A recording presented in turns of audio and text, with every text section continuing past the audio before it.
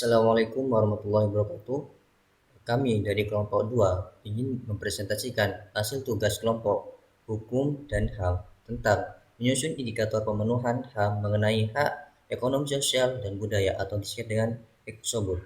Di sini kami berangkat pertama Ifni dengan NIM 20040704025, Novel Abdul Majid dengan NIM 020040704036, Bagus Ardiansyah dengan NIM 20040704039, Rizky Akbar dengan NIM 20040704057, Andira Devi dengan NIM 20040704058, Andini Diva dengan NIM 20040704115, Raihan Cahya dengan NIM 20040704189.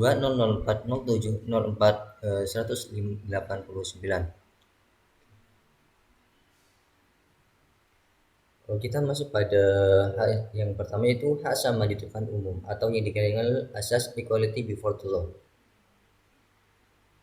Yang pertama, komponen hak yaitu hak yang sama untuk menerima peraturan-peraturan legislatif.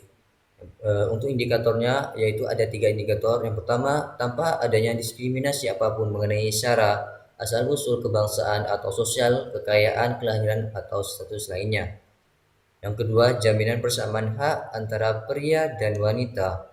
Yang ketiga, negara dapat menerima hak itu dengan batasan yang ditentukan oleh undang-undang sejauh tidak bertentangan dengan hakikat hak-hak ini dan semata-mata demi tujuan memajukan kesejahteraan umum dan masyarakat demokratis. Untuk hak selanjutnya yaitu hak untuk mendapatkan pekerjaan. Yang pertama, komponen hak setiap orang secara bebas dipilihnya atau diterimanya atas suatu pekerjaan. Ada 2 indikator. Yang pertama, adanya bimbingan teknis dan kejuruan serta program latihan kebijakan dan teknik untuk mencapai perkembangan ekonomi, sosial dan budaya yang mantap. Yang kedua, kesempatan bekerja penuh dengan produktif berdasarkan kondisi yang menjamin kebebasan politik dan ekonomi yang fundamental bagi tiap individu.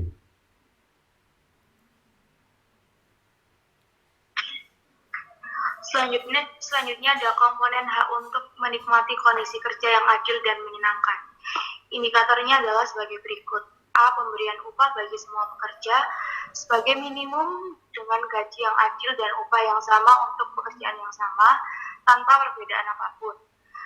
Terutama wanita yang dijamin kondisi kerjanya tidak kurang daripada kondisi yang dinikmati oleh pria dengan gaji yang sama untuk pekerjaan yang sama. B. Penghidupan yang layak untuk dirinya dan keluarganya. C. Kondisi kerja yang aman dan sehat. D. Persamaan kesempatan untuk setiap orang untuk dipromosikan pekerjaannya ke tingkat yang lebih tinggi tanpa pertimbangan lain kecuali senioritas dan kecakapan. E. Istirahat santai dan pembatasan dari jam kerja yang layak dan liburan berkala dengan upah dan juga upah pada hari libur umum. F. Mogok pekerjaan asalkan sesuai dengan hukum dari negara tertentu. Selanjutnya ada hak untuk membentuk serikat buruh. Indikatornya adalah A. Menjamin anggota serikat buruh menurut pilihannya. B. Hanya tunduk pada peraturan organisasi yang bersangkutan demi promosi dan perlindungan bagi kepentingan ekonomi dan sosialnya. C. Tidak boleh dikenakan pembatasan-pembatasan terhadap pelaksanaan hak ini kecuali yang diatur dengan undang-undang dan yang diperlukan dalam masyarakat demokrasi bagi kepentingan keamanan nasional atau ketertiban umum atau demi perlindungan terhadap hak dan kebebasan orang lain. Dia mendirikan federasi atau konfederasi nasional dan hak konfederasi nasional membentuk atau menjadi anggota organisasi serikat buruh internasional. Selanjutnya ada hak setiap orang akan jaminan sosial. Komponennya adalah hak untuk mendapatkan asuransi sosial. Indikatornya adalah sebagai berikut. A. Perlindungan dan bantuan yang seluas mungkin hendaknya diberikan kepada keluarga yang merupakan satuan kelompok masyarakat yang alami. B. Peraturan khusus tentang perlindungan dan bantuan harus diambil atas nama semua anak-anak dan kaum muda tanpa diskriminasi asal-usul dan kondisi lainnya. C. Anak-anak dan kaum kaum muda harus dilindungi dari eksploitasi ekonomi dan sosial. F. Mendirikan federasi atau konfederasi nasional, dan hak konfederasi nasional membentuk atau menjadi anggota organisasi Serikat Buruh Internasional.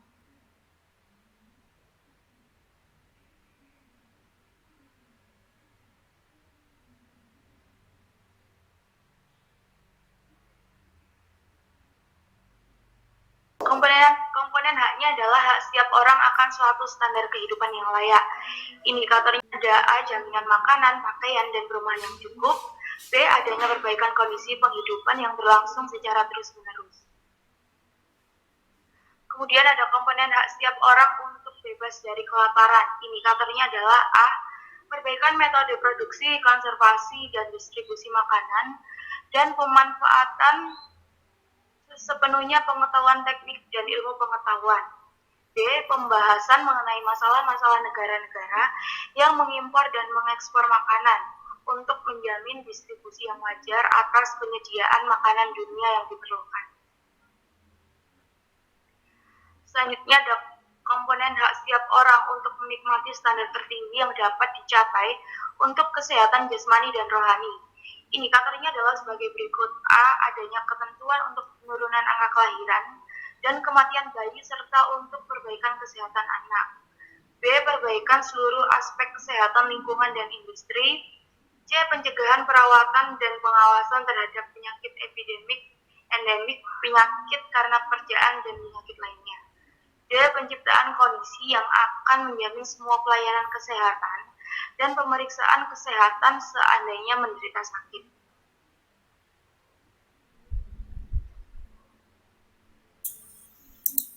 Selanjutnya ada hak atas pendidikan. Komponen haknya meliputi hak setiap orang untuk mendapatkan pendidikan, yang indikatornya mencakup A. Pendidikan dasar harus diwajibkan dan tersedia bebas untuk semua orang. Yang B. Pendidikan lanjutan dalam bentuk-bentuk yang berbeda, termasuk pendidikan menengah teknis dan kejuruan, harus tersedia secara umum dan mudah didapat untuk semua orang dan sarana yang sesuai, dan khususnya dengan pengenalan yang lebih maju tentang pendidikan yang bebas. Yang C. Pendidikan tinggi hendaknya secara sama dapat dimasuki oleh setiap orang atas dasar kecakapan dengan sarana yang memadai dan khususnya dengan pengenalan yang maju tentang pendidikan yang bebas. D. Pendidikan fundamental hendaknya didorong atau diintensifkan sejauh mungkin untuk orang-orang yang tidak menerima atau menyelesaikan seluruh waktu pendidikan sekolah dasar. Yang K. Pengembangan sistem sekolah pada setiap tingkatan hendaknya secara efektif diteruskan. Sistem beasiswa yang sesuai hendaknya dibentuk dan kondisi sarana staf pengajar hendaknya terus diperbaiki. Yang F. Tersedianya buku-buku ajar yang memadai dan berkualitas. Yang G. Didirikannya lembaga pendidikan khusus para difabel atau yang memiliki cacat fisik, yaitu sekolah luar biasa. Yang H. Adanya sarana dan prasarana pendidikan terhadap penyandang disabilitas. Yang I. Keterjangkauan akses terhadap pendidikan secara ekonomi. Yang J. Terselenggaranya pendidikan yang bermutu bagi setiap warga negara tanpa diskriminasi. Yang K. Memberikan biaya pendidikan dan atau bantuan cuma-cuma atau pelayanan khusus bagi anak dari keluarga tidak mampu, anak terlantar, dan anak yang bertempat tinggal di daerah terpencil. Yang L. Berkembangnya suatu sistem yang memudahkan akses untuk memperoleh pendidikan. Yang M. Metode pengajar mudah dijangkau peserta didik dan mudah dipahami. Selanjutnya ada kegiatan belajar sesuai dengan kurikulum yang ditetapkan.